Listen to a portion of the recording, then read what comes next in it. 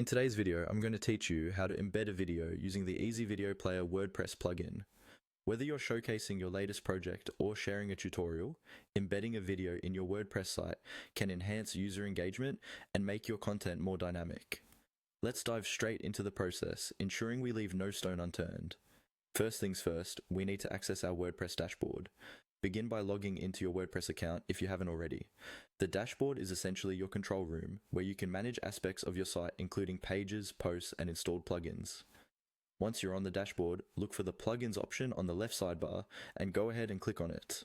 This section houses all the plugins currently installed on your WordPress site and provides options for adding new ones.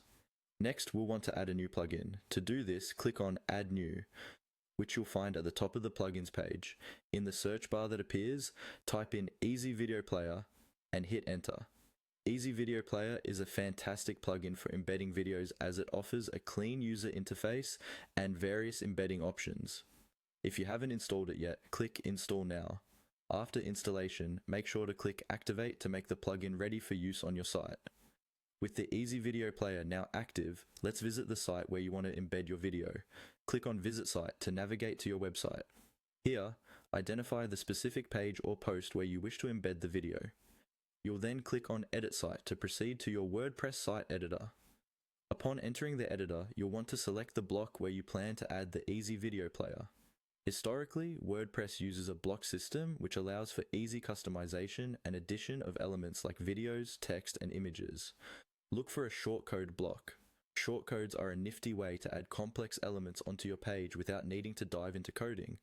In the shortcode block, paste the code provided by Easy Video Player for the video you want to embed. This code tells WordPress how to display the video properly on your site. Once your shortcode is in place, don't forget to save your changes.